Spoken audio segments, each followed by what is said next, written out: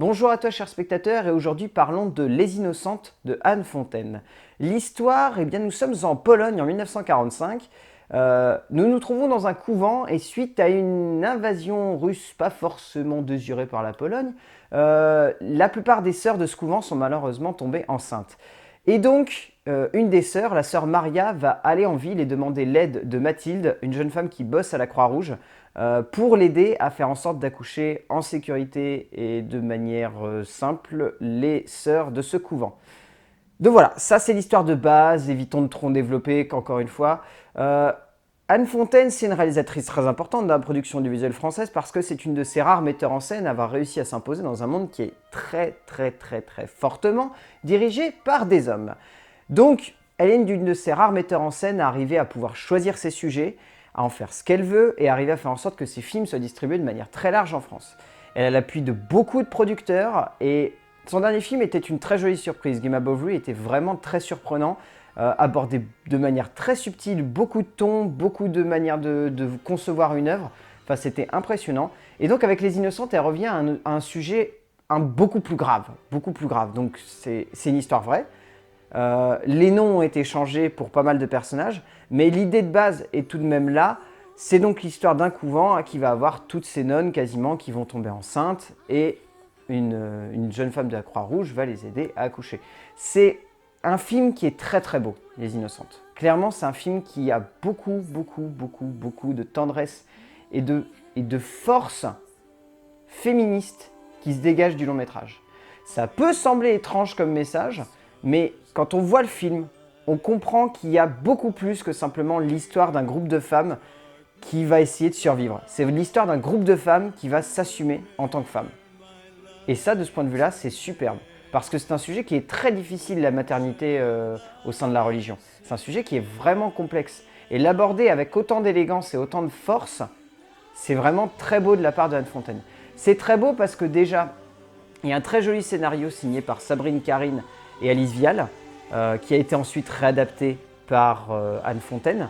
Ce scénario, il est vraiment très beau. Il est vraiment très beau parce qu'il a la très bonne idée de construire sa dramaturgie autour des femmes et de montrer de manière forte que les hommes sont responsables de la condition de ces femmes, sans pour autant sembler féministe. Ça semble plus féminin. C'est toujours important de le préciser parce que malheureusement, ce genre de film se tape des fois des réputations. On a tendance à dire que c'est des films au message féministe, point. C'est un film au féminin. C'est-à-dire que tous les hommes ne sont pas des salauds dans ce film. Il y a un très joli personnage d'aide-soignant qui est de Mathilde, qui est très bien écrit. Et de ce point de vue-là, il n'y a rien à en redire.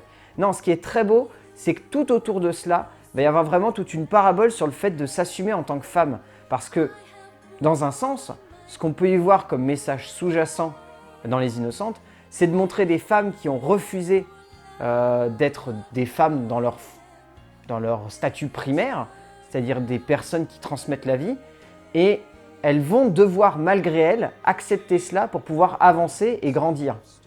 Et en soi, c'est vraiment très beau comme message. C'est extrêmement beau. C'est vraiment très bien amené. Et en plus, le scénario a la tendresse d'esprit d'amener ces personnages en construisant vraiment tout un archétype, toute une manière de concevoir la religion, toute une manière de concevoir l'archaïsme qui est supposé y avoir dans ce type d'endroit. Et pourtant, ça n'est pas cliché. Ça n'est jamais cliché. C'est toujours amené avec beaucoup d'élégance, avec beaucoup de simplicité, avec beaucoup de générosité. Et donc, résultat, on a des personnages qui sont extrêmement beaux. Vraiment très beaux. C'est surtout ça, en fait, qui fait la force du scénario. C'est que tous les personnages sont beaux, ils sont touchants et ils sont vraiment transcendants. Mais vraiment transcendants. Après, au niveau de la mise en scène, Anne Fontaine, c'est surtout une femme qui est obsédée par la place de la femme dans la société. Donc, elle s'allie très bien avec le scénario. Et donc, forcément, il y a une complémentarité entre les deux. Le scénario vient amener un complément à la mise en scène d'Anne Fontaine. Parce que la mise en scène de Anne Fontaine, elle cherche surtout à créer des images qui sont plus ou moins belles. Après, elle est ultra classique, sa mise en scène. Il n'y a pas vraiment de vrai pari technique. Le seul pari qu'il peut y avoir, c'est au niveau de la chromatique de l'image.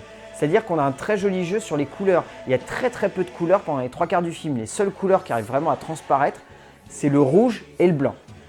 C'est les deux couleurs qui sont le plus présentes tout au long du film. Le ton le ton est très monochrome dans le film. On a vraiment presque du noir et blanc les 3 quarts du temps. C'est assez impressionnant. En même temps, c'est vraiment pour montrer qu'elles sont enfermées dans ce petit monde-là, qu'elles n'arrivent pas à s'ouvrir vers l'extérieur, donc c'est plutôt bien amené. Après, ça reste vraiment juste un ton monochrome, donc au final, il n'y a pas vraiment d'intention derrière. On ne ressent pas vraiment une grosse intention, hormis vouloir montrer une espèce d'enfermement, mais c'est assez facile. Non, ce qui est assez intéressant, c'est qu'il y a un très joli jeu, on va dire, sur l'ambiance. Le film a très très peu de musique. Le film est vraiment entouré que par des musiques religieuses qui sont très pesantes, qui sont à très très peu d'instants belles, entre guillemets. Ça semble vraiment montrer l'archaïsme de ce type d'institution. Et c'est assez bien amené, résultat, parce que elles sont supposées avoir un sens tout au long du film. Nous, en tant que spectateurs, malheureusement, hormis les croyants et ceux qui sont adeptes de la religion catholique, on ne va pas forcément comprendre le sens de ces musiques-là, des musiques qui sont entonnées par les sœurs. Pour autant, on a cette sensation qu'elles ne sont pas là au hasard. On sent qu'elles sont amenées là pour faire réfléchir sur tel instant, qu'est-ce qui se passe, pourquoi elles font ça, pourquoi à ce moment-là. Donc de ce point de vue-là, tout de même, ça reste assez intéressant, même si on ne comprend pas forcément le but ou la finalité. Au niveau du casting, on a un casting qui est parfait au niveau des femmes. C'est hallucinant, mais déjà, Lou Delage, elle est magnifique cette actrice. Elle a en même temps quelque chose de très froid, mais ça rend super bien au niveau de son personnage. Donc de ce point de vue-là, c'est absolument magnifique. Agatha Bouzek, dans le rôle de Sœur Maria, est divine. C'est la grosse révélation du film. Elle est superbe, elle est hallucinante. Elle porte littéralement le film sur ses épaules. C'est quasiment elle qu'on retient uniquement à la fin du film, tellement elle est hallucinante. C'est vraiment elle.